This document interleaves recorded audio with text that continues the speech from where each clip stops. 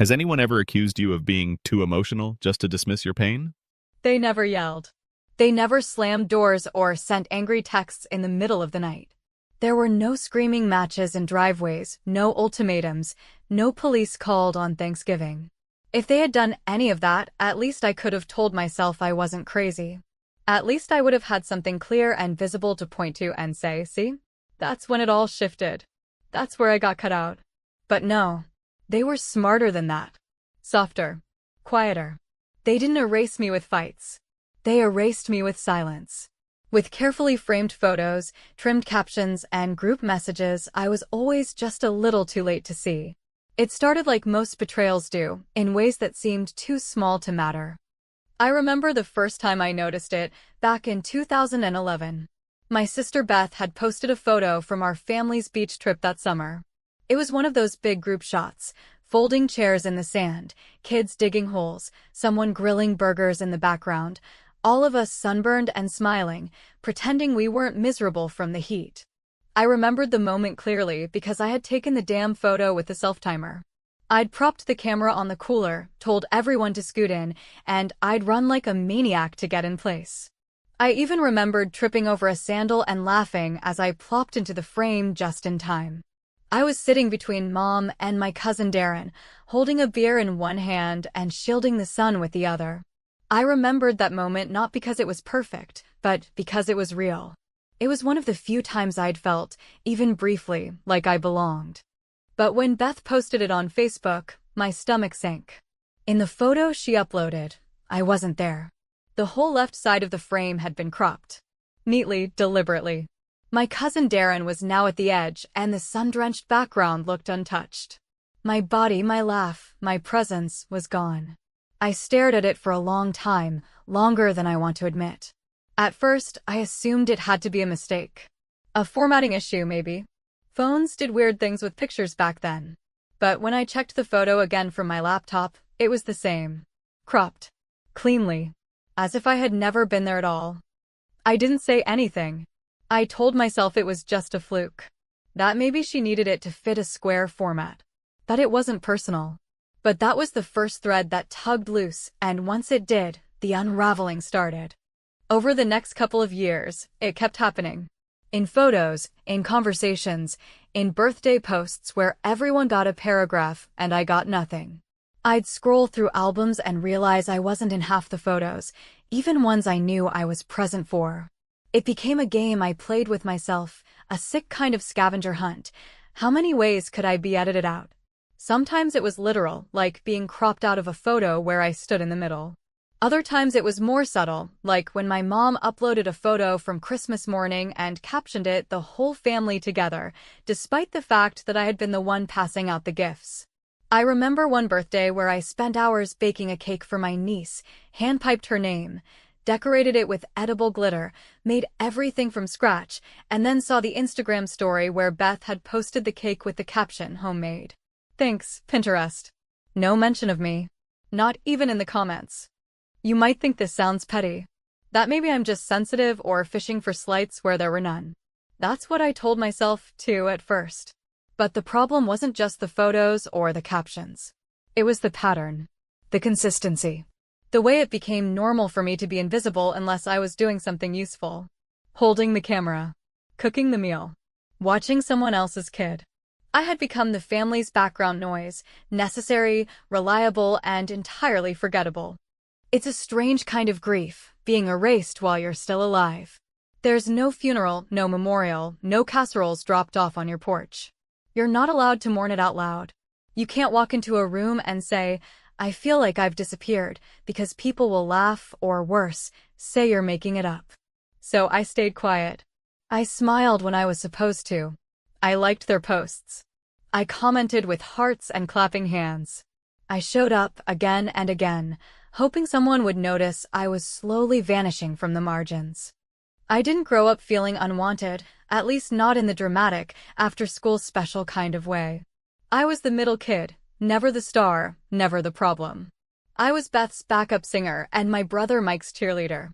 I helped with homework, drove Mom to her doctor appointments, picked up groceries for Thanksgiving when everyone else was too busy. And I didn't mind, Not really. I liked being needed. I thought it meant I was loved. But somewhere along the way, being useful replaced being valued. I wasn't the one people called to catch up with. I was the one they called when their car wouldn't start or when they needed someone to take grandma to the dentist. I had become dependable, but not desirable. Not to be included. Not even to be remembered. The worst part wasn't the erasure itself. It was the quiet acceptance of it. The way I started cropping myself out of things before they even had the chance to do it. I stopped asking to be in pictures. I stopped offering to host holidays. I stopped speaking up when my birthday was forgotten, or when I wasn't tagged, or when I was left off the family group text because, oh, didn't we add you already? Last Thanksgiving, the final nail drove in deep. I had hosted the entire dinner, cleaned the house top to bottom, cooked for 2 full days, spent a fortune on ingredients and wine, and when my brother's wife uploaded the family album online, I wasn't in a single photo. Not one. Not even in the group shots.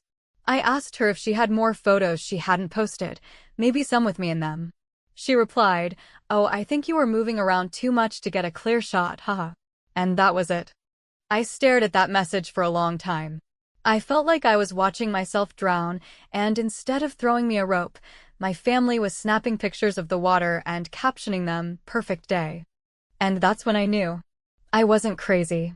I wasn't overreacting. I had been erased. Bit by bit, frame by frame, until the only place I still existed was in the memories I kept to myself. But I wasn't going to stay invisible. Not forever.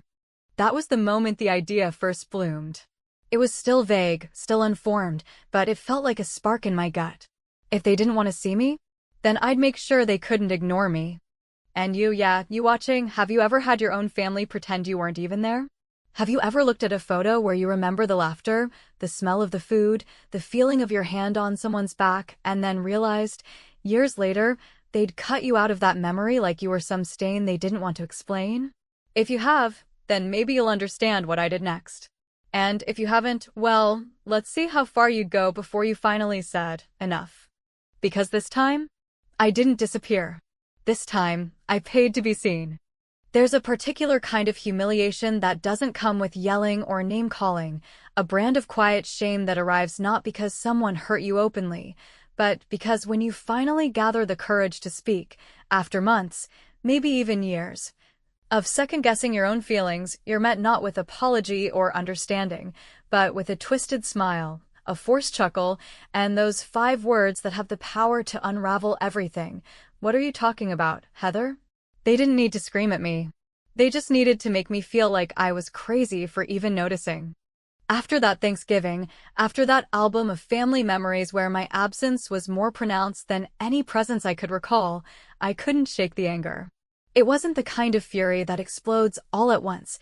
It was slower, duller, like a headache that starts behind your eyes and just settles in, refusing to leave. I let it simmer for a few days. I told myself not to overreact. But every time I opened my phone, there they were, photos of people sitting at my table, drinking my wine, posing with pies I had baked, smiling into a camera that never once seemed to register I existed. So I finally said something. Nothing dramatic.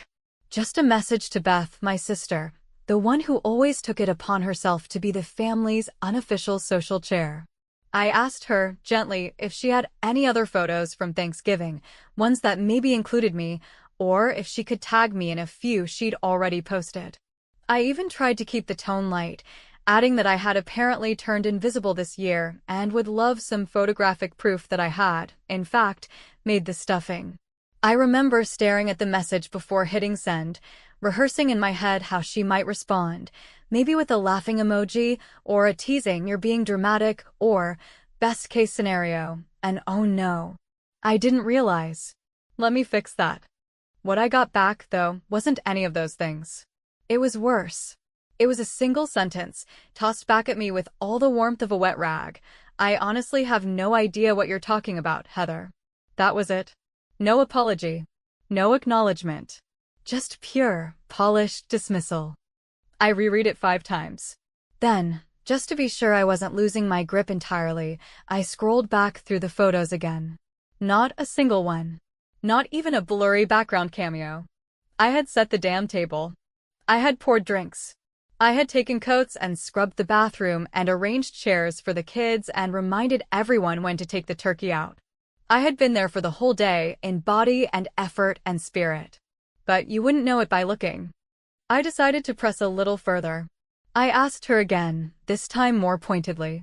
I told her I couldn't help but notice that I wasn't in any of the photos, not even by accident, and I asked if she had cropped them. I tried not to sound accusatory, but I could feel the tightness in my fingers as I typed. Her reply came quickly, "Oh my God, Heather. Seriously? You're being super sensitive. No one cropped anything. Maybe you just weren't in the good shots." That was the moment something cracked. I could have swallowed it again, could have smoothed it over and told myself she didn't mean it that way, that maybe it really was a coincidence. But something about her tone, that condescending certainty, lit a fire I had been trying to smother for years. It was the same tone she used when I was 13 and she told me my jeans made me look wide. The same tone she used when I cried after Dad died and she told me I was making it about myself. The same tone she used when she laughed at me for going back to school in my 30s, said it was cute that I was trying to reinvent myself. So I called our mother. I thought maybe, just maybe, she'd give me a different answer. She didn't. Her response was even colder, cloaked in concern but dripping with that same patronizing disbelief. "Sweetheart, no one's trying to exclude you. I think you're just reading into things. You know Beth has a good eye for composition. Maybe she just chose the prettier shots." That word, prettier, hung in the air like smoke from a grease fire. I didn't need her to explain it. I knew what she meant. I hung up without saying much. I didn't yell. I didn't cry. I just stared out the window of my apartment for a long time, listening to the quiet hum of the refrigerator, the only sound in the room aside from the soft tick of the wall clock. I remember thinking how strange it felt, realizing you've been written out of a story that's still being told. Over the next few weeks, it got worse. My brother Mike, when I brought it up during a quick phone call about our mom's car repairs, told me I needed to let stuff go and not make a big deal out of everything. He said I always had a tendency to dwell on things. When I asked him if he thought it was strange that I wasn't in any of the holiday photos, he shrugged it off. Said maybe I was just moving around too much. That one stung, mostly because I had been the one who carved the turkey and stayed back with Mom when she got dizzy from her meds. I had been the one doing the least moving. I didn't bring it up again after that. Not to them. But I started to write it all down. Every little slight. Every missing photo. Every wordless moment when I was present, but not acknowledged. I bought a leather journal, one of those thick ones with the wraparound strap, and I filled page after page with memories. I didn't embellish. I didn't exaggerate. I just recorded. Because if they were going to erase me, I needed to leave behind something, anything, that proved I was here. There's something deeply unnerving about watching your own life unfold from the outside, like you're a ghost haunting the edges of other people's moments. I stopped commenting on their posts. I stopped offering to help with events. I pulled back, carefully, quietly. No one noticed. No one asked why. Then came the day I stumbled across a family photo posted by our cousin Rachel. It was taken at a barbecue the previous summer, one I had attended even though I was running a fever and had to leave early. I remembered the exact moment the photo was taken, remembered standing next to Beth and her youngest, smiling through the heat and the sweat and the nausea. And yet, when I saw the version Rachel posted, my face had been cut off by the frame. Not blurred. Not hidden behind someone else. Cut. As if the camera had stopped exactly 1 inch before my existence began. I didn't comment on it. I didn't ask questions. I just saved it to my phone and stared at it in the dark that night, lying in bed with my eyes wide open, feeling something cold settle deep inside me. It wasn't sadness anymore. It wasn't confusion. It was resolve. They wanted to crop me out of their story. That much was clear. But I wasn't going to beg for a place at their table anymore. I wasn't going to sit there and smile while they carved me out of the frame 1 inch at a time. And somewhere in that silence, I realized something important. If I wasn't welcome in their picture, then maybe it was time I started painting my own. One with me in the center. Not out of revenge. Not yet. But the seed was planted. And like all good seeds, It just needed time, darkness, and the right kind of pressure to grow into something they'd never be able to crop out again. There's a very specific kind of loneliness that doesn't come from being alone, but from being surrounded by people who insist they love you while slowly, quietly, and methodically excluding you from the parts of their lives that matter most. And the bitterest pill to swallow isn't the absence itself, it's the performative warmth, the forced small talk, the empty holiday texts with heart emojis that arrive hours late, after they've already eaten and posted the photos and shared the laughter. Without you, yet still expect you to respond with gratitude, like a stray dog should be thankful for scraps. That Thanksgiving, the one where I didn't host, the one where the silence was louder than any screaming match, was the beginning of the end, not because of what happened, but because of what didn't. I had made a choice that year, a conscious, painful decision not to volunteer my house, not to initiate the group message, not to step in and do what I had always done, which was organize, clean, shop, cook, accommodate, and ultimately make it easier for everyone else to pretend we were still a family, even when the fractures had already started to split us into quiet little tribes. I wanted to know what would happen if I didn't offer. I wanted to see if anyone would ask. No one did. There were no calls, no texts, not even a half-hearted, "Hey, what's the plan this year?" And for the first time in 15 years, Thanksgiving came and went without a single member of my family reaching out to coordinate or invite me to anything. It wasn't a mistake. It wasn't oversight. It was pure, deliberate omission, and it hit me in the gut like cold steel. So I went to a diner. Alone. The kind with cracked vinyl booths, laminated menus, and paper placemats advertising local plumbing companies and funeral homes. The waitress, a woman in her 60s with tired eyes and a gentle voice, told me I could sit anywhere I liked, and I chose the booth by the window, not because of the view, but because it felt like a small rebellion to face the world on a day meant for family. I ordered the turkey special, complete with box stuffing, watery mashed potatoes, and a roll that tasted like cardboard, but it wasn't about the food, it was about the decision to still sit at a table, still raise a glass of tap water to my own quiet resilience, and still eat a damn meal even if no one thought to include me in theirs. Around me, other families chatted and laughed, their voices rising and falling like music I used to know the words to, and for the first time, I allowed myself to feel all of it, every inch of hurt, every ounce of betrayal, every ghost of the woman I had been. The one who would have made excuses for all of them, who would have said, "They probably just forgot," or "Everyone's busy," or "Maybe next year." But the truth is, people don't forget the ones they value. People make time for the things they care about. And that year, what my family cared about was having a holiday without the person who made the holidays happen. 2 weeks later, a card arrived in the mail. Red envelope. Glitter script. The kind of manufactured holiday cheer that made my teeth ache. I opened it carefully, still hoping somewhere in my chest that it would contain a message, a note, some acknowledgement. Instead, it was a generic family photo.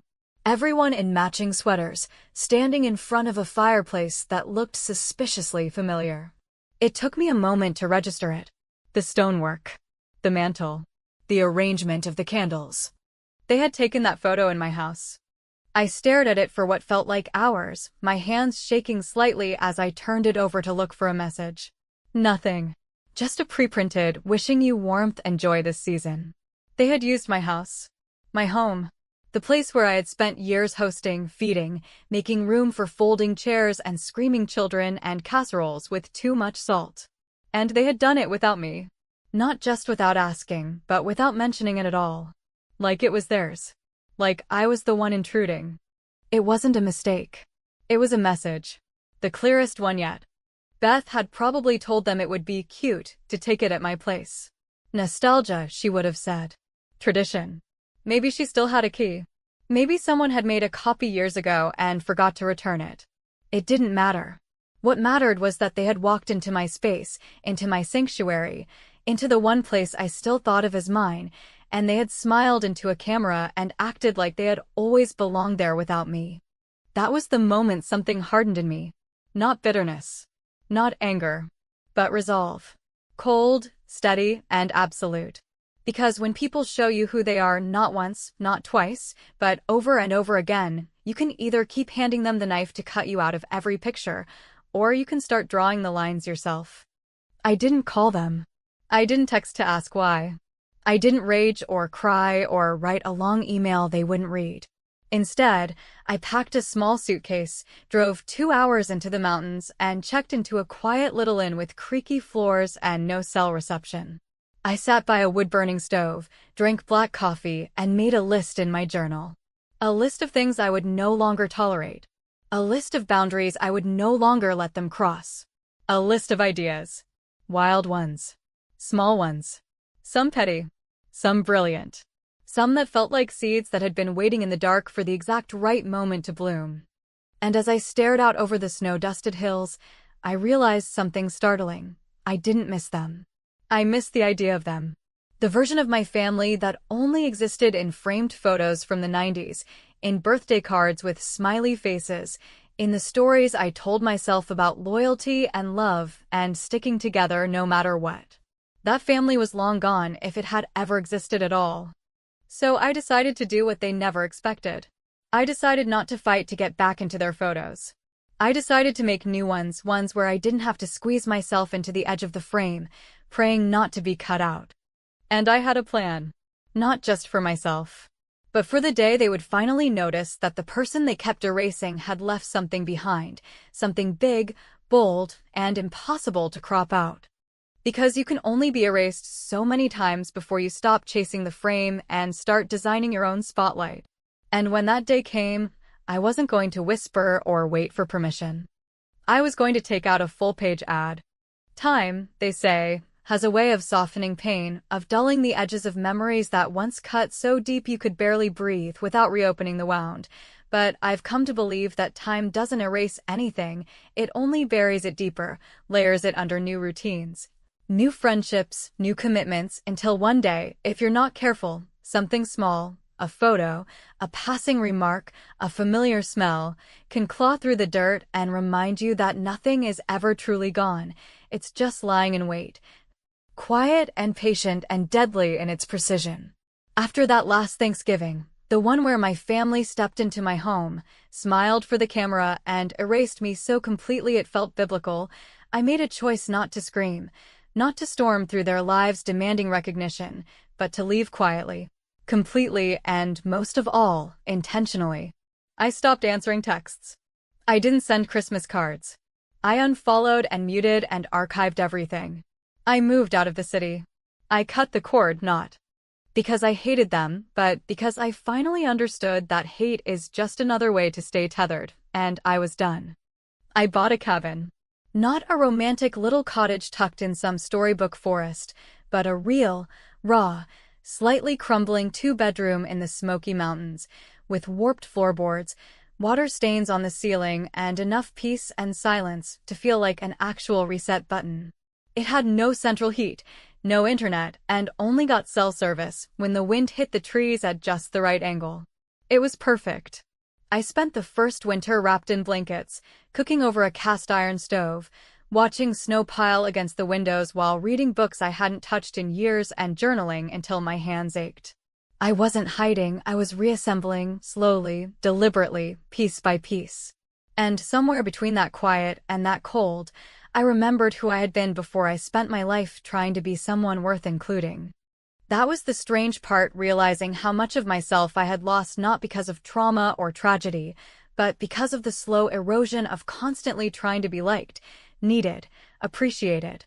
When you're the one who always picks up the slack, who smooths over the awkward moments, who makes sure everyone else is comfortable even when you're falling apart, you start to vanish in ways that feel noble, even generous, but in truth, are just slow deaths dressed up as duty. In that cabin, with no one to please, no one to perform for, I started lighting candles again, not metaphorically, but literally. I'd always loved scent, loved how certain smells could transport you instantly, could ground you in a place or time. Vanilla and tobacco reminded me of my father. Fresh linen reminded me of the aunt who raised me when mom couldn't handle a toddler with a fever. Cinnamon and orange brought back memories of Decembers that were briefly, painfully whole. And it started as a hobby. I melted wax, mixed oils, tested scents, poured into mason jars, and labeled them with names like First Frost and Midnight Sink. But it didn't stay a hobby for long. Word spread, as it always does in small towns, and soon the local market wanted to stock a few. Then a boutique in Asheville. Then a feature in a Southern lifestyle blog. Then Southern Living with a 3-page spread that used a photo I almost didn't agree to take, me, standing in front of my workbench, no makeup, wax-stained apron, holding a candle labeled Solitude. That photo did what a decade of family gatherings never could. It made me feel seen. And not for what I could give others, not for what I could cook or organize or clean or arrange, but for something I had made, something that came entirely from me. I didn't tell anyone back home. I didn't share the article. I didn't send them free samples. I didn't reach out when they tagged each other in birthday posts or posted yet another group photo with carefully curated smiles and captions like, "Family is everything." But I watched. I saw. I always saw. They never stopped cropping me out. Not just from new photos, but now, unbelievably, from the old ones. Someone, Beth, probably, had taken it upon herself to upload older family photos, scanned and edited, lovingly captioned with dates and locations, but always suspiciously devoid of me. I knew I had been in those pictures. I remembered where I stood, what I wore, what I said. But now, in this curated gallery of curated memories, I was either gone completely or pushed to the edge, out of focus, a shoulder, a blur, a foot. They weren't just rewriting the present. They were rewriting the past. And that, oddly enough, made me laugh. Because what they didn't realize was that by trying so hard to erase me from their story, they had given me full control over mine. I wasn't bitter. I was clear. I didn't want to be part of their narrative anymore because I had outgrown it. I had stepped off the stage and realized the play wasn't very good to begin with. But sometimes, even when you've made peace with being forgotten, something petty and piercing happens that pulls you right back into the fire. In my case, it was a message from my sister's daughter, my niece Lily. I hadn't spoken to her in years, not since she unfollowed me after I made an offhand comment about her boyfriend being a walking red flag. But there she was, popping up in my DMs, attaching a screenshot of my candle in Southern Living with a message that read, "Wow. Didn't know you were doing this. Aunt Beth said you were still, like, in transition or whatever." In transition. Like I was some halfway there failure, wandering the woods, waiting to figure out who I was going to be. As if my life, my peace, my work, all of it, was just a temporary holding pattern between relevance and invisibility. It was insulting. But more than that, it was the final flicker of fuel I needed to burn what was left of the bridge they'd already set fire to years ago. So I did what any self-respecting, long-silenced woman with a flair for dramatic irony would do. I contacted the local paper in my hometown. Not the digital edition. The print version. The kind that gets delivered to every doorstep in town on Sunday morning, tucked into mailboxes and dropped on porches with a satisfying thud. I paid for a full-page ad. Not a quarter. Not a half. The entire damn page. At the top, in bold serif font, I placed the headline, "Turns out I didn't need them to shine." Below it, I included a high-resolution photo from the Southern Living spread, me, holding a candle, standing tall in my own space, in my own light. Beneath that, I added a collage of family photos, the original, unedited versions. The ones I still had saved on an old hard drive. There I was, front and center at the barbecue in 2006, arms around cousins who later claimed I wasn't there, laughing with Mom at the beach trip where I'd supposedly left early, carving a turkey at the table they swore I never sat at. No captions. No explanations. Just proof. It wasn't revenge. Not really. It was a reminder. A reclamation. And maybe, just maybe, a warning. Because you can crop someone out of a photo, but you can't crop the truth. And when the truth finally shows up in full color, full size, full page, it demands to be seen. And oh, they saw it. There are moments in life that don't explode, they linger, they stretch, they roll over you slowly like thunder miles off in the distance, loud enough to be felt in your chest, but far enough to leave you guessing when, or even if, the storm will arrive. And when I placed that full-page ad in the Sunday edition of the North Carolina Home and Community Tribune, a paper my mother still read in its paper form every single morning while sipping bitter coffee in her chenille robe, I knew exactly what I was doing, but I didn't know how long it would take before the thunder hit. I wasn't waiting with popcorn in hand or refreshing my phone for a wave of angry texts. I wasn't bracing for chaos. If anything, I had imagined silence, the stunned kind, the kind that made people clutch pearls in the privacy of their living rooms while maintaining the fiction of dignity on the outside. What I got, however, was far louder than I expected.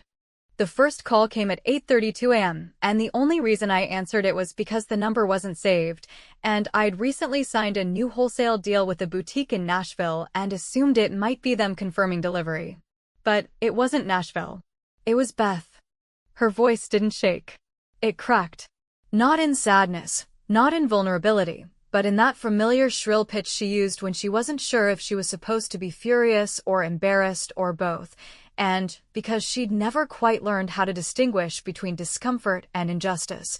She started with the phrase that has always meant nothing but condescension coming from her lips. "What the hell did you just do, Heather?" Now, I could have said many things. I could have played dumb, pretended I didn't know what she was talking about. I could have apologized, spun some half-truth about how I only wanted to tell my story, how it wasn't meant to be personal, wasn't aimed at them, wasn't meant to make them look bad. But I didn't. Because I wasn't sorry. I didn't feel bad. I didn't owe her, or any of them, another inch of explanation. So I said what I had rehearsed, quietly, calmly, and without a single trace of the hesitation that used to color every conversation I'd ever had with her. I reminded people I was there. That's all. Her breath hitched. There was a pause. Then came the onslaught, the predictable flurry of accusations wrapped in passive aggression, accusations about making the family look bad, about airing private matters in public, about dragging everyone's name through the mud. As if what I had done was defame a dynasty rather than reclaim the truth of a woman who had, for over a decade, shown up, served, smiled, and been rewarded with silence. She didn't ask why. She didn't ask how it had come to this.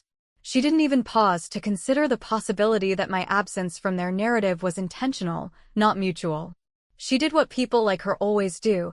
She doubled down on the image, the illusion, the spotless family scrapbook with me conveniently left out of frame. I hung up halfway through her tirade. Not out of cruelty. Not even out of impatience. But because I had learned something over the last few years, something I wish I'd known at 20, or 30, or even 40, that sometimes silence isn't a retreat, it's a revolution, and sometimes the most powerful thing you can say is absolutely nothing at all. What followed in the days after the ad was a slow, surreal wave of reactions I hadn't anticipated. Not from my family. I had expected their collective panic, their group text threads filled with exclamation points and damage control strategies. I had expected the strategic phone calls to mutual friends, the subtle digs on social media, the wounded deflections that cast me as dramatic or unstable or still bitter after all these years. What I hadn't expected, what I couldn't have predicted, was the messages from strangers.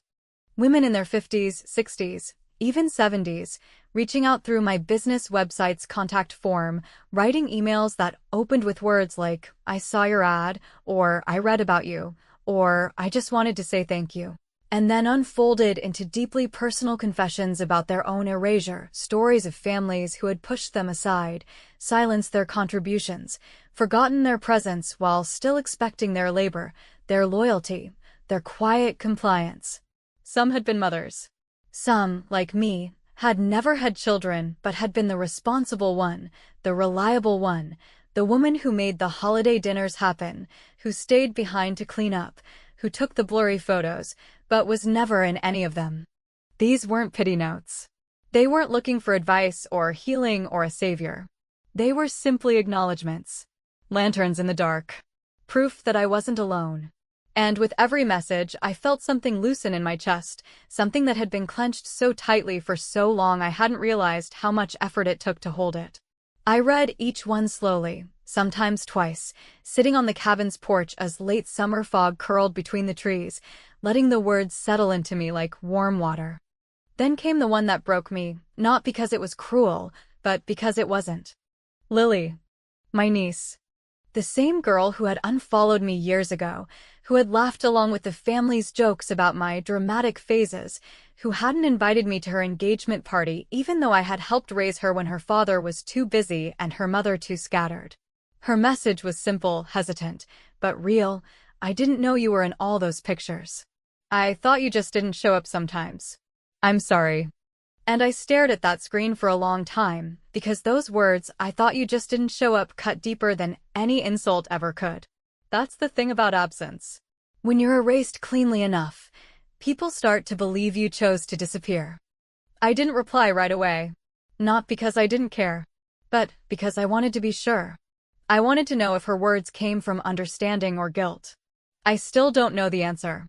Maybe I never will. And maybe that's okay. Because this was never about vengeance. Not really. It was about presence. It was about refusing to let myself be folded into silence, to be the footnote in someone else's mythology of family unity and performative perfection. I didn't need them to shine, not because I was better without them, but because I finally realized they were never a mirror to begin with. They were smoke. And I had mistaken it for substance. The ad didn't fix everything. It didn't bring anyone groveling back. It didn't suddenly rewrite years of being left out, looked past, taken for granted. But it did do one thing. It broke the spell. It shattered the illusion that I needed their inclusion to feel whole. I light one of my candles every night now, the same one I held in that photograph, the one labeled Solitude. It smells like cedarwood and clove and just a hint of ash. Not because I want to be alone, but because I finally understand that solitude isn't emptiness. It's space. And sometimes, space is the only thing that lets you breathe again. As the flame flickers, I don't imagine reconciliation or revenge. I imagine freedom. And I say the words I wish someone had said to me a long time ago: you don't have to set the house on fire. But sometimes, you do have to turn the damn lights off and leave. And so I did.